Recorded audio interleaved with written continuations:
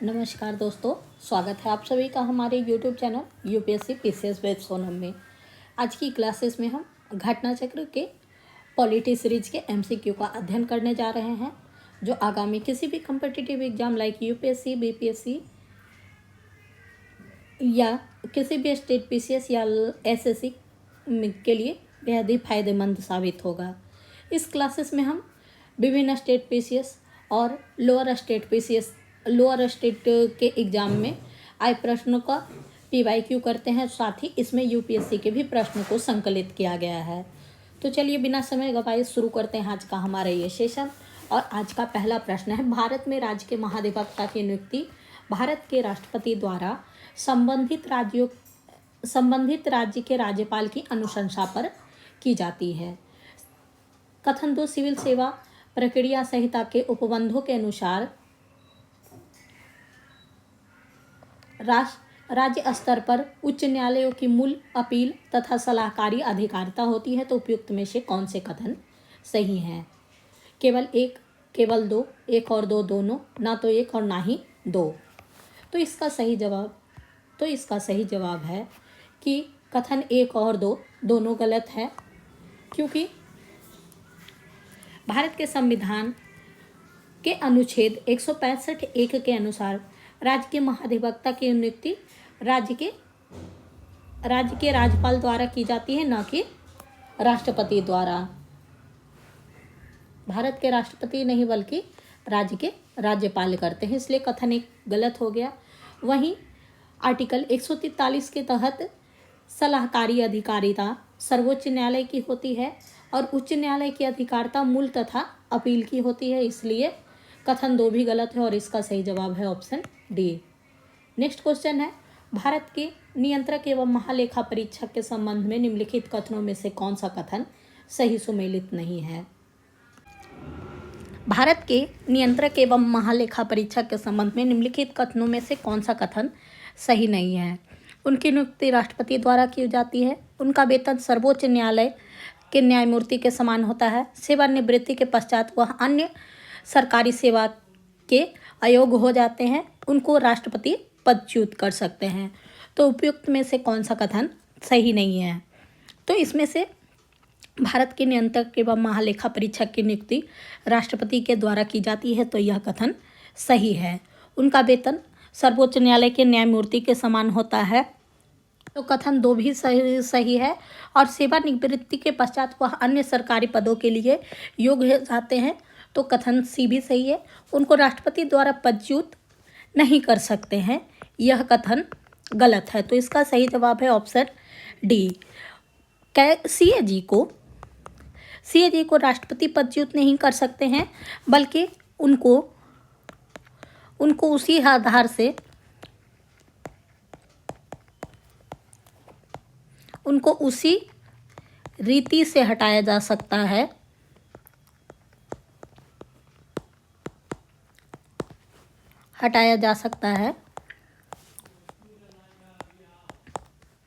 जिस तरह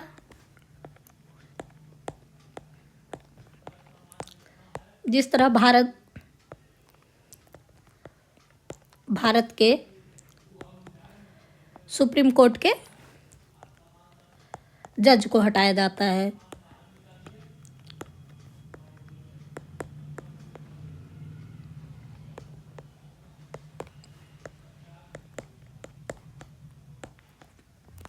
next question है, कथन और कारण।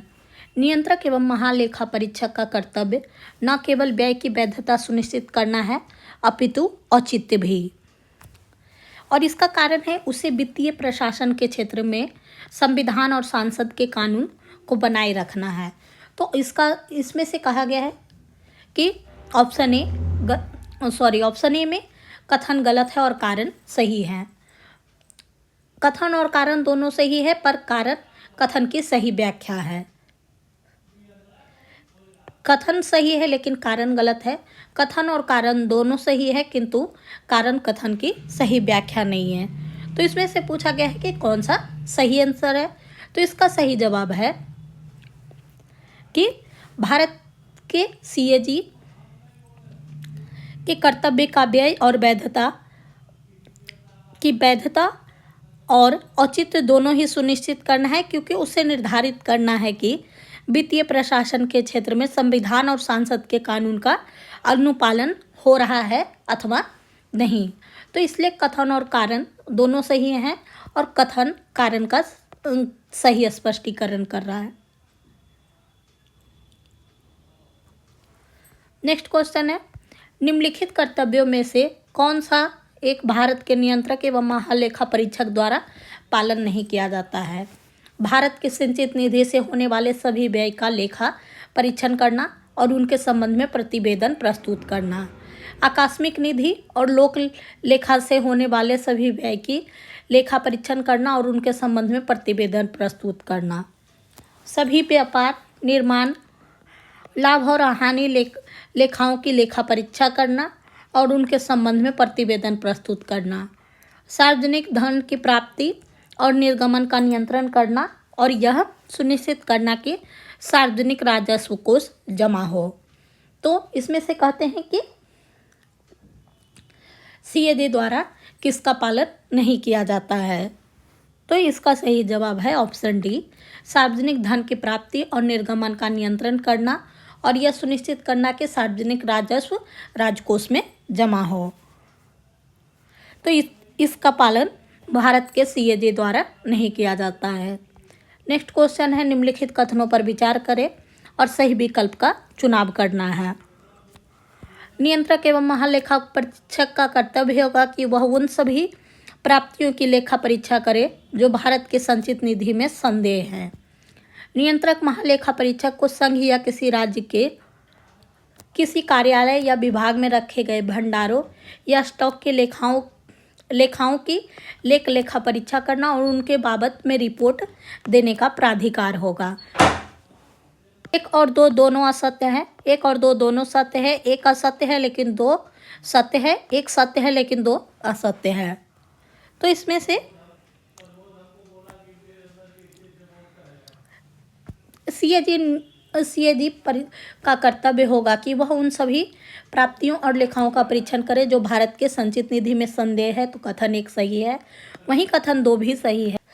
सीएजी को संघ और या किसी राज्य के किसी कार्यालय विभाग में रखे गए भंडारों या स्टॉक के लेखाओं का परीक्षण करने और उनकी बाबत में रिपोर्ट देने का भी प्राधिकार होगा। तो कथन 1 और 2 दोनों सत्य हैं। लोक निधि के फलोत्पादक और आशायित प्रयोग को सुरक्षित करने के लिए भारत में सीएजी का कार्यालय का क्या महत्व है? तो इसमें से पूछा गया है कि कौन से कथन सही हैं। तो सीएजी सांसद की ओर से राजकोष पर नियंत्रण रखता है। तो इसमें से कथन 1 गलत है कि सीएजी सांसद की ओर से राजकोष पर नियंत्रण रखता है। तो भारत का राष्ट्रपति राष्ट्रीय आपात या वित्तीय आपात की घोषणा करता है। तो सीएजी का ये कार्य नहीं है। इसलिए अगर हम ऑप्शन को एलिमिनेट करना चाहेंगे तो हमारा ऑप्शन ए और डी एलिमिनेट होता है। नेक्स्ट है, सीएजी के मंत्रालय द्वारा क्रियान्वित परियोजनाओं या कार्यक्रम को जारी किए गए प्रतिवेदन पर लोक लेखा समिति विचार विमर्श करती है। तो कथन 2 सही है और कथन 3 भी सही है कि सीएजी के प्रतिवेदन से मिली जानकारियों के आधार पर जांचकर्ता एजेंसी उन लोगों के विरुद्ध आरोप दाखिल कर सकता है जिन्होंने लोक लेखा निधि प्रबंधन में कानून का उल्लंघन किया है। सीएजी की ऐसी निश्चित न्यायिक शक्तियां प्राप्त है कि सरकारी कंपनियों के लेखा परीक्षक और लेखा जाते समय वह कानूनी उल्लंघन करने वाले पर महाभियोग लगा सकते हैं। तो सीएजी के पास योग लगाने की भी शक्तियां प्राप्त नहीं है। इसलिए कथन 4 गलत है और इसका सही जवाब है ऑप्शन सी। नेक्स्ट क्वेश्चन है, सूची 1 का सूची 2 के साथ मिलान करना है। भारत के उपराष्ट्रपति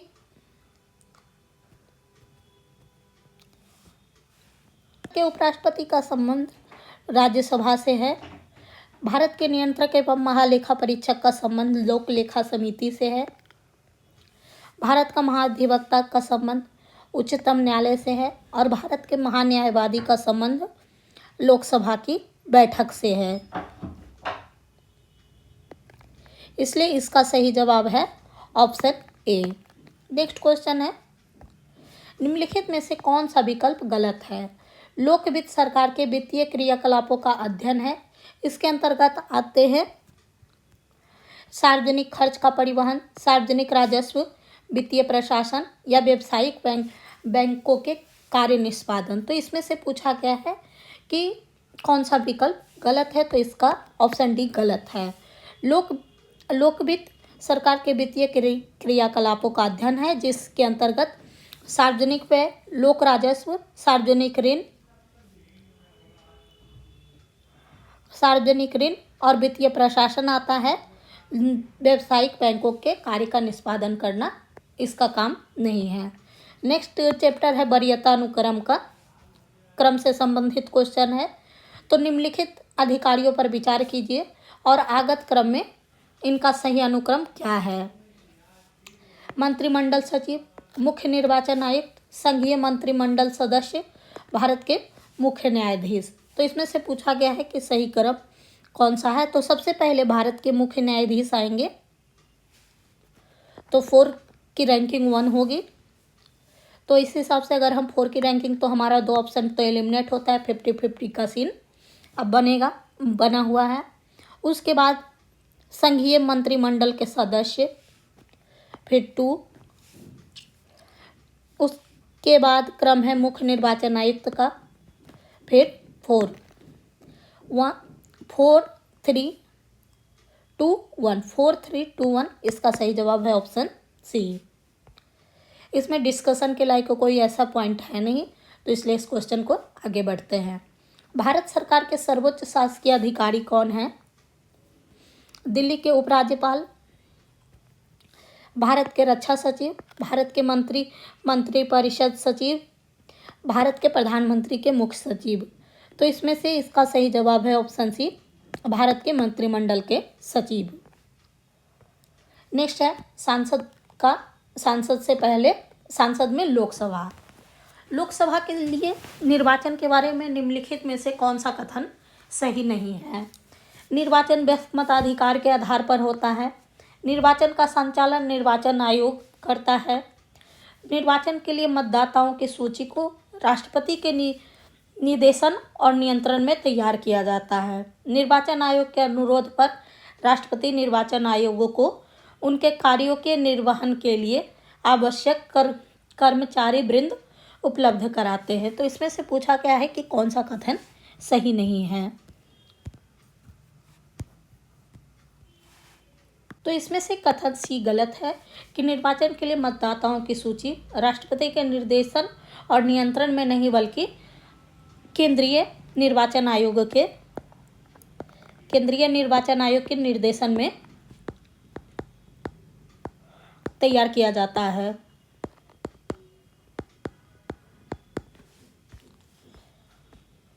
लोकसभा के निर्वाचन के लिए नामांकन पत्र भारत में निवास करने वाले किसी भी व्यक्ति द्वारा दाखिल किया जा सकता है।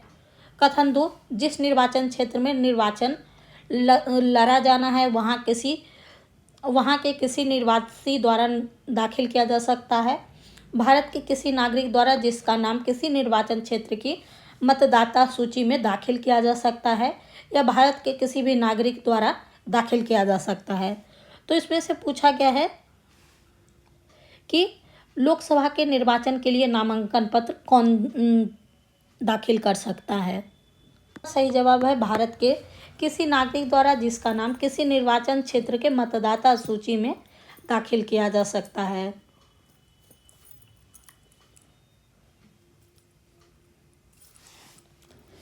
भारत में निवास करने वाले किसी भी व्यक्ति द्वारा दाखिल किया जा सकता है, तो बिल्कुल भी नहीं है, क्योंकि भारत में निवास करने वाले किसी भी व्यक्ति जिनकी आयु अगर 15 साल हो, 18 साल हो, तो ये भी उनके लिए अवैध हो जाएंगे। और जिस निर्वाचन क्षेत्र में निर्वाचन लड़ा जाना है वहाँ भी दाखिल करने के लिए जरूरी नहीं है कि उसका उसी क्षेत्र में होना आवश्यक है।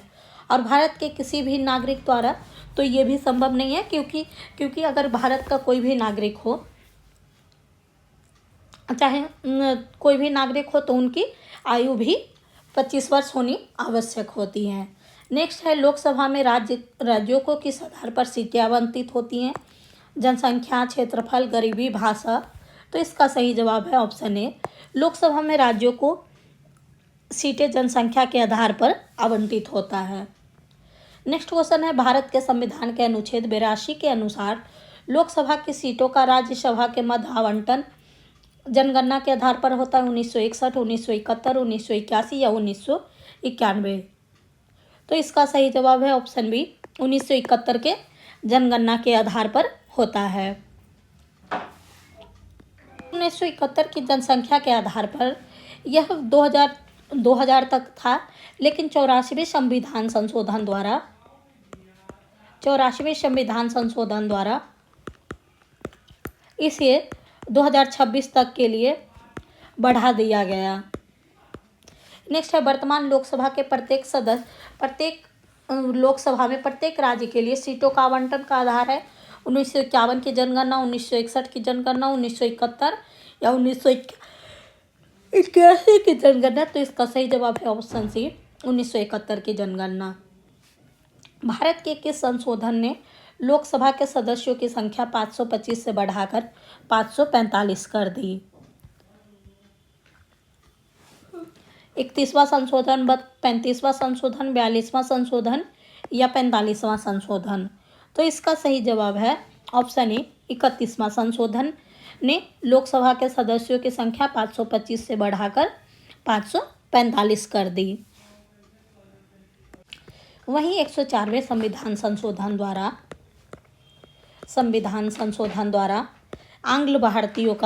दो आंग्ल भारतीयों का मनोनयन को निष्प्रभावी कर दिया गया।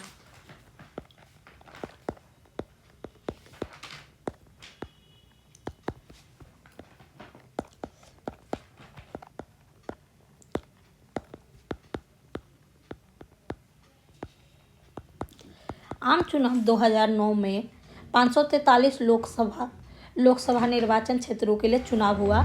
इनमें से कितने लोकसभा निर्वाचन क्षेत्र राज्य के थे? 525, 528, 530 या 532। सही जवाब है ऑप्शन सी, 530। आम चुनाव 2009 में कुल 543 लोकसभा निर्वाचन क्षेत्रों में 530 सीटें स्टेट की थी। उसके बाद 13 सीटें यूटी की थी और 2 सीटें जम्मू कश्मीर के 2 संघ राज्य क्षेत्रों के परिवर्तन के बाद हुआ था। तो इसका सही जवाब है ऑप्शन सी। भारतीय संविधान के किस अनुच्छेद के अंतर्गत लोकसभा में अनुसूचित जातियों के आरक्षण का प्रावधान है? अनुच्छेद 330, अनुच्छेद 331, अनुच्छेद 332 या अनुच्छेद 333 या उपयुक्त में से कोई नहीं। तो इसका सही जवाब है ऑप्शन सी, अनुच्छेद 330 के उपखंड एक के तहत लोकसभा में अनुसूचित जातियों के लिए आरक्षण का प्रावधान है। निम्नांकित राज्यों में अनुसूचित जनजातियों के लोकसभा में स्थान आरक्षित नहीं है। केरल और कर्नाटक का, तमिलनाडु और कर्नाटक का या उपयुक्त में से सभी जोड़ों का। तो इसमें से पूछा गया है कि किस राज्य में अनुसूचित जनजातियों के लिए लोकसभा में स्थान आरक्षित नहीं है। तो इसका सही जवाब है ऑप्शन ए, केरल और तमिलनाडु में अनुसूचित जातियों के लिए स्थान आरक्षित नहीं है। निम्नलिखित कथनों पर विचार कीजिए। भारत का राष्ट्रपति ऐसे स्थान पर जिसे वह ठीक समझे संसद का सत्र आहूत कर सकता है। भारत का संविधान एक वर्ष में संसद के 3 सत्रों का प्रावधान करता है, किंतु सभी 3 सत्रों का चलाया जाना अनिवार्य नहीं है। एक वर्ष में दिनों की कोई न्यूनतम संख्या निर्धारित नहीं जबकि संसद का चलना आवश्यक हो। तो इसमें से पूछा गया है कि कौन कौन से कथन सही हैं। तो कथन 1 सही है कि अनुच्छेद 85(1) के अनुसार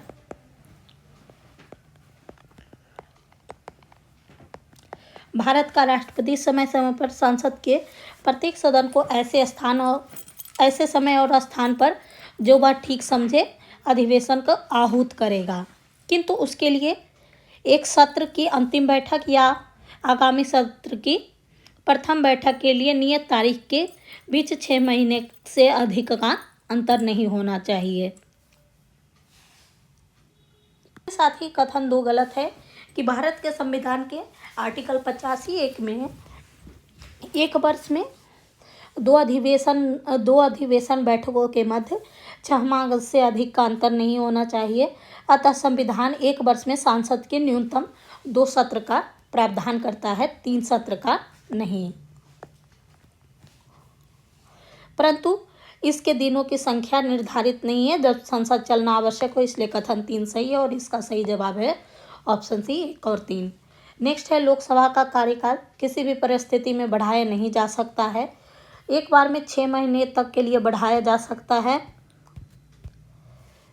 आपातकाल की घोषणा के दौरान एक बार में 1 वर्ष के लिए बढ़ाया जा सकता है। आपातकाल की घोषणा के दौरान एक वर्ष में 2 बार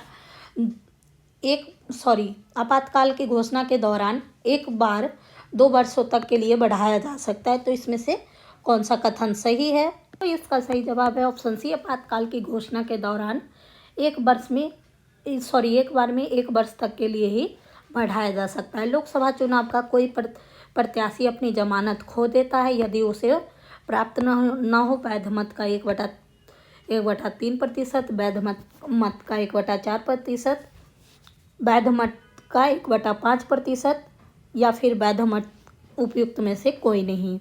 तो इसका सही जवाब है ऑप्शन डी, उपयुक्त में से कोई नहीं। लोकसभा चुनाव का कोई प्रत्याशी अपनी जमानत खो देता है यदि उसे प्राप्त न हो वैध मतों का 1/6%, 1/6 भाग, प्रतिशत नहीं। तो दोस्तों आज इस सेशन को यहीं पे विराम देते हैं। नेक्स्ट मिलेंगे अगले सेशन में, तब तक के लिए पढ़ते रहें, आगे बढ़ते रहें। और अगर आप हमारे चैनल पर नए हैं तो कृपया कर चैनल को सब्सक्राइब करना ना भूलें।